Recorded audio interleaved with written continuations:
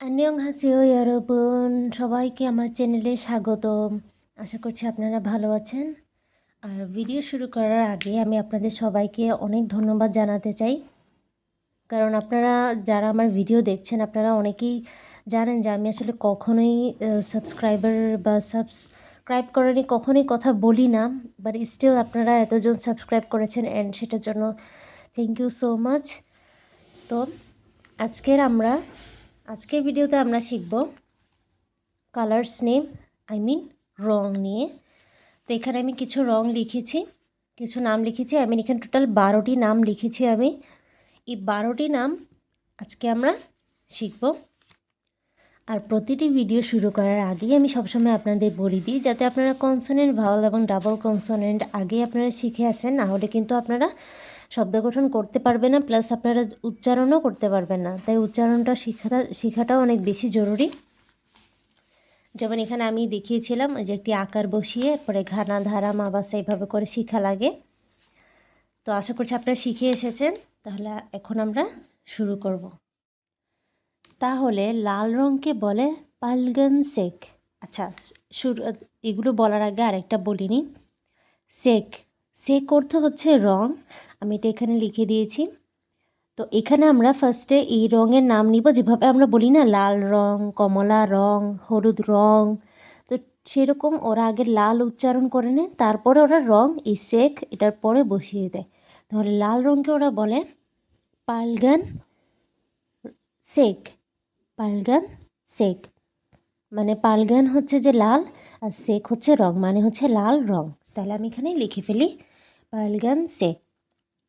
পালগান shake, আমার উচ্চারণটা শুনবেন, পালগান শেক। তা এখানে হচ্ছে ডাবল কনসোনেন্ট হয়েছে, পাল গান শেক, পালগান শেক। পা ডাবল কনসোনেন্ট যখন এরকম হয়, যখন ডাবল কনসোনেন্ট হয়ে যায় তখন সেটা হয়ে যায় পা, পালগান shake.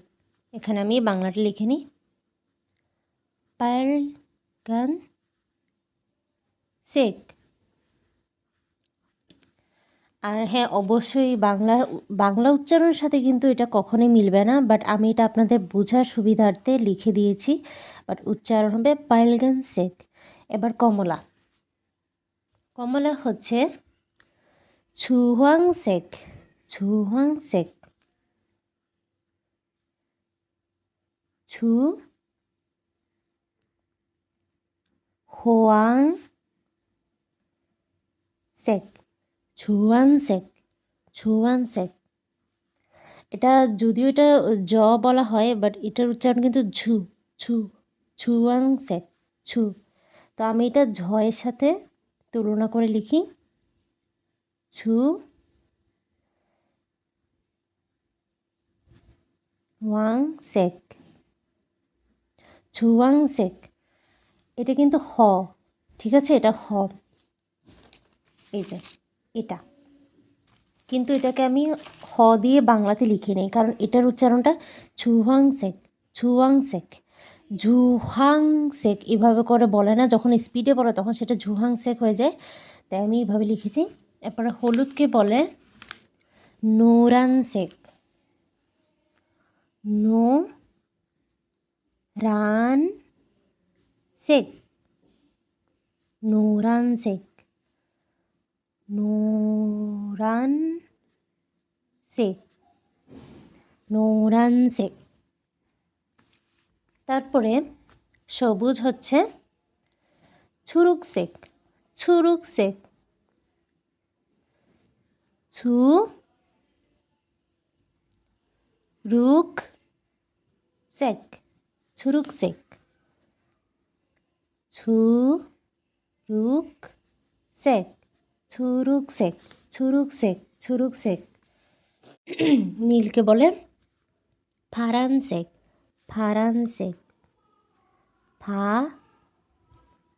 Run shake, Farhan shake, Farhan shake. তো ফা, এই ফা শব্দটা আসলে বাংলা কোনো শব্দ, বাংলা কোনো অক্ষর নেই, তো আমি এর জন্য এখানে একটা হ বসিয়েছি যাতে আপনারা বুঝতে পারেন এটার উচ্চারণ ফা হবে। ফারানসেক, ফারানসেক। এরপরটা হচ্ছে গাঢ় নীল, যেটাকে না ইংলিশে বলে নেভি ব্লু। এটা হচ্ছে নামসেক, নামসেক, নামসেক। একেবারেই সোজা, নামসেক, নামসেক, ফারানসেক, নামসেক। আর সেক এখানে কিন্তু সবগুলো তো বসিয়েছে, কারণ এটার অর্থ হচ্ছে রং, আর এটা হচ্ছে মেইন পার্ট, রঙের নাম। এবার বেগুনি। তো আপনারা যারা বিটিএস আর্মি, আপনারা কিন্তু জানেন বেগুনির কী হবে। এটা হচ্ছে ভুরাসেক, ফুরাসেক, ফোরাসেক, ফোরাসেক, ফোরাসেক, ফোরাসেক,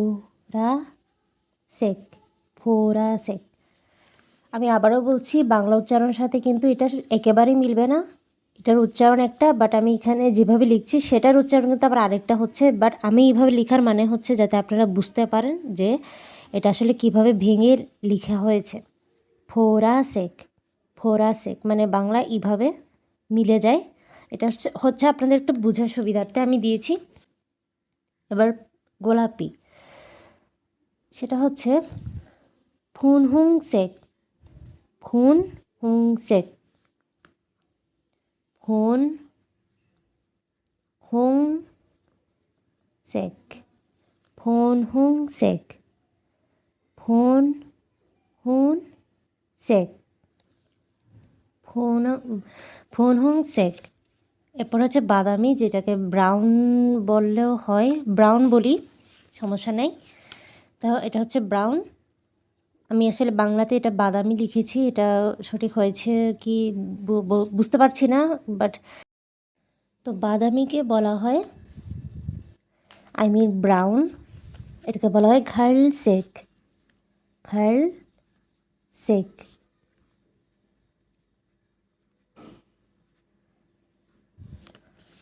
ঘালসেক। তারপরে সাদাকে বলে হিনসেক, হিনসেক, হিনসেক। আচ্ছা, তো এই জিনিসটা কি, এটা আপনাদের মনে আছে? এই যে এটা হচ্ছে ভাওয়েলের ডাবল, ডাবল যেটা আছে, এই যে ডাবল ভাওয়েল, কোথায় গেল, এই যে এটা, এই যে এটা, এটা হচ্ছে আলাদা। এটাকে আমরা বলি এটা হচ্ছে ই, ই। বাট এই দুটোকে যখন একসাথে করে ফেলা হয় তখন সেটার উচ্চারণ হয়ে যায় উই, উই। ঠিক আছে, আপনারা চাইলে আমার আগের ভিডিও দেখে আসতে পারেন, সেখানে আমি উচ্চারণ সহ বলেছিলাম। তো সেটাই হয়েছে। এই যে আমি আবার এখানে লিখে দিচ্ছি, হিনসেক, হিনসেক, হিনসেক। এটা একটু উচ্চারণ করা কঠিন হয়ে যাবে, তাহলে এটা এইভাবে আমি লিখে দিচ্ছি বাংলাতে। এটা হিনসেক না, যদিও এটা হিনসেক, হিনসেক, হিনসেক। এরপর কালো, কালোকে বলা হয় খমেনসেক, খম, খম সেক, খমেনসেক, খমেনসেক। এই যে এখানে এটা তো কোনো আলাদা প্রোনাউন্সিয়েশন নাই বা আলাদা কোনো উচ্চারণ নেই, তো আমরা এই মোটাকে এটার সাথে উচ্চারণ করি, খমেনসেক, খমেনসেক।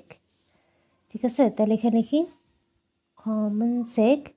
যদিও এটা বাংলাতে হচ্ছে গমন সেক, বাট গমন সেক না, এটা হবে খমেনসেক। এরপরে যেটাকে বলা হয় গ্রে কালার অথবা ছাই কালার, সেটাকে বলা হয় হিসেক, হুইসেক, হুইসেক, হুইসেক। এটাকেও আমি এখানে এইভাবে লিখছি, হুইসেক, হুইসেক। বাট এটা বাংলা হিসেক এভাবে না, এটা উচ্চারণ হবে হুইসেক, হুইসেক। এখন আমি শুরু থেকে আরেকবার বলবো। 빨간색, 주황색, 노란색, 초록색, 파란색, 남색, 보라색, 분홍색, 갈색,